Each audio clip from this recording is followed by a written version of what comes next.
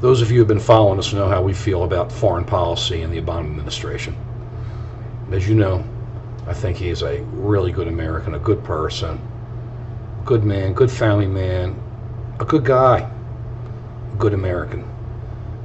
But he just has not done a great job as president. In fact, in my opinion, he has not done a good job at all, as has been obvious, and especially in foreign policy. And those of you who know have been following JAAC.com before, when it was in writing, and now on our blogs here, it's obvious that he just is not handling it correctly. Everybody underestimates the strength of the United States in being able to affect how the world moves, to affect peace, to be able to get things to work. When the United States is not respected, it's that glue, which is the United States around the world, falls apart. And look what's going on. It's really getting worse. We talked about Black Swan well over a year ago on this.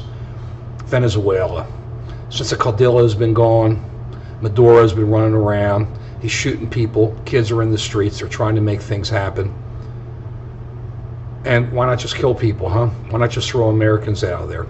That's one good reason why we're a big believer in energy independence here, being able to go right to natural gas and oil with our own fracking with limits. Because why should we be buying Venezuelan oil? Why don't we just shut it down and let them just deal with their Cuban doctors and whatever else they do with Cuba? Let them have a problem. Let them deal with their own problems and get us out of there, and then let's see what happens when we're not their friend. Syria, the most obvious of them all. I mean, can't you just see what that discussion was between Vladimir Putin and Bashar al-Assad? Hey, Bash, what's happening? Vlad, looks like you just had a bikini wax. Well, hey, gotta look good, gotta look tough. Hey, Bash, you know, if the United States, if Barack tells you to back off the chemical weapons, just tell him you're going to do it. But I don't want to do it. Why should I do it? It's going to knock me out of power. Oh, don't worry about it, Bash. You know what you tell Barack. We're going to do it. He'll believe. He's a good guy. He says, hey, peace. We're all happy. Everything's going well. Don't worry about it. Just tell him, are you really for real about this? Sure. Otherwise, they're going to flatten your Air Force.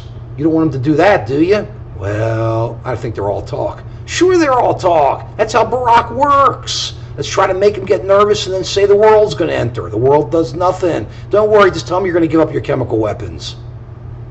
Okay, I'll give in. But do me a favor, Vlad. Yeah, what is that?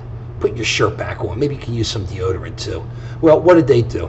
Assad comes in and says, I'm pulling out the chemical weapons. Meanwhile, they've turned over like 4%. They ignore. When the UN goes in there and tries to help people, the UN got a lot of people out of the encircled cities. And what did the Syrians do? They picked them up on the way out and they put them into their own jails.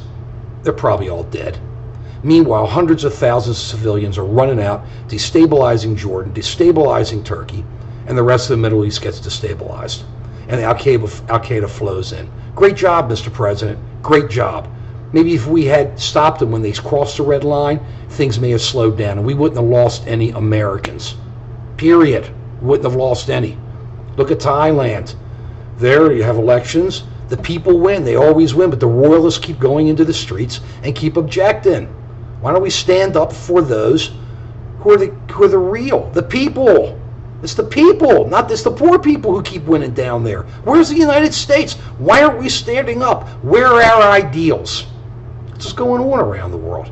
You look at this, you got Ukraine, Venezuela, Syria, Thailand. Ukraine, of course, we all see it. Now they got peace. Yeah, they got peace. They got peace of nothing. Of course, it's on the border of Russia, and Russia's going to have a big say in what goes on there. And we're not going to have to do heavy power. We don't have to do hard power in all these places. But we have to make it obvious that we believe and we understand. The EU's nothing. People have to understand. The United States stands for ideas. The United States stands for people. The United States cares. We don't have to always push out hard power. We don't have to do it 99% of the time. But I'll tell you this, if we had hit Syria and we had flattened their air force, suddenly those chemical weapons would have found their ways out, and other people would have been sitting there going, whoa, what's going on? The United States is back. I better watch what I do. We're going to need a new president. Unfortunately, he's not going to come here. She's not going to come fast enough. But watch it all fall apart. It's just going to keep on going. It's been our position from the beginning, well over a year ago. Foreign policy is going to keep falling apart as nobody cares. If the United States is nowhere, all the extremists can do whatever they want to do. So sad. But in the end, it'll always work out for the United States, because I'm a believer that we're blessed, and we are. But until then, it's going to be really, really bad. And I feel really bad for other peoples of the world, the oppressed peoples who used to look to this country for leadership and guidance and support. Peace.